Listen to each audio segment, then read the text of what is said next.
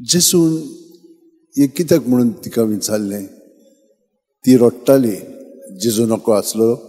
जेजू सगळें जाणा, पूण तो आमकां भितरल्यान कितें म्हणून कारण आमच्या भावनांचो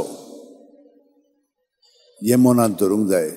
आमी खूब पाटी भिरांतीन आसता, रागांत आसता, ओ दुसरी भावना आमचे मदें आसतात. जेसू आमकां विचारता, कित्याक लागून तूं रागांत जालाय? कित्याक लागून तूं हे भशेन भिरांतींत आसाय? मागीर आमी कितें सांगचें? तिणेन तिचो त्या देवदूताक सांगलें, कित्याक म्हज्या सुम्याक काडून व्हेलो आनी ताका खंय घाला तो हांव नकळो. हें तिच्या मनांत आसलेलें आनी हाका लागून ती रडटाली. कित्याक रडटाली? कित्याक ती जेजूचो मोग करताली म्हणून. आमी केन्ना रडटा? मोग करता तेन्ना, ओ आमकां मोग मेळोंक ना तेन्ना, ओ वेगवेगळे कारण आसत. पूण कितें म्हणून तो कारण तें आमी जाणो सांगूंक जाय सदांच. आनी हाका लागून हांव तुमकां कितें सांगता, जेन्ना आमी जेजूच्या ताब्यांत आमची चिंतना भावना कोत्ता तेन्ना जेजू ताचे पवित्र आत्म्या वरवीं आमकां हे आमचेच कितें कारण तें आमकां शिकयता. आनी थिचुल्ली मागीर तो आमकां काडून ताची कशी भाशेन चिंतना आमचें सगळें घडोवन येवंक जाय तें तो दाखयता. आनी ह्या आपल्या उतरांतल्यान तो आमकां स्पश्टपणी सांगता. पळय आनी कितें सांगता तो तिका, म्हज्या बापा आनी तुमच्या बापाशी, म्हज्या देवान तुमच्या देवाशी हांव चडून वेतां. म्हणजे तो आमचे पासत आतां मोदेस्ती कोत्तलो. तो आमकां जाय पळय तें सगळें दितलो. आनी तें कशे भाशेन आमी दिता ताका? जेजू वरवीं. आनी ताका लागून प्रत्येक सुस्कारान जेन्ना आमी जेजू सगळें तें सगळें धरता, तो आमकां भितरल्यान सगळें स्पश्टपणी दाखोवंक लागता. ही चाल आमची जावंक जाय. तेन्नाच की आमकां हें सगळें बाकीचें समजतलें. आनी पळयात कशे भाशेन पेद्रू तो भिरांतीन आसलेलो, पूण आतां ताकाय पवित्र आत्मा मेळिल्लो आसा. आनी पवित्र आत्म्याचे घोटायेन तो सगळ्या जाणांक सगळें स्पश्टपणी सांगता, तुमी ताका मारलो मरे. कित्याक लागून मारलो तुमी? ताका आदी सान सांगलेलें की तो सुटका सोडवून इस्रायलाच्या लोकांक दितलो, पूण तांकांच न्हय पूण आख्ख्या संवसाराक.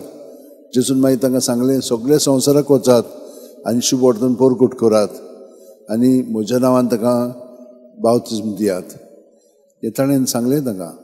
तर हे आतां ताकाय सांगतले. ताकाय तो तेंच सांगता, आमी कितें करूंक जाय? जेजूच्या नांवान बावतिस्म घेयात. म्हणजे कितें? तुमी जेजूक एकवटून रावात आनी तुमचें जिवीत तुमच्यान सोंपेपणी जिवंक जातलें, पातकावीण. आमी सगळे जाणां जेजूच्या ताब्यांत आसा, ताचे सांगाता आसा, ताचे बरोबर जियेता, तरी पूण आमी पातकान पडटा. कित्याक लागून? कित्याक खरेपणी आमी ताचे सवय ना. ताचे आनी आमचे मदें भितरल्यानूच अंतर आसा. वो अंतर उणो जावपाक आमी मागण्यांत आसता. आनी सकाळचे सांगेचे मागणें तुमकां हांवें म्हणलां, कोंत घेयात आनी जेजूच्या एकवटान रावात. रातभर आमचें मागणें जावंक लागतलें.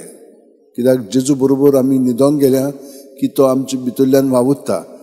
आमी खूब पाटी कितें कांतार बा आयकलें घेना तें मागीर आमच्या मनान सगळो रातभर आसता. तेच भाशेन जेजू बरोबर आमी तर हे भाशेन गेल्या जेजू आमचे सगळें भितरल्यान थाऱ्यार हाडटलो. आनी जशे भाशेन आमी प्रत्येक जाणां ताचे कुडींत आसूंक जाय ते भाशेन तो आमकां घडून हाडून आमकां सगळें बरेपण फाव करतलो. पूण कित्याक लागून? आमी ताचे कुडीचेच सांदे. जशे भाशेन आमच्या कुडीच्या सांद्याक आमी परामोस कोत्ता तेच भाशेन तो आमचोय कोत्ता. फकत ताका आमचो सहकार जाय.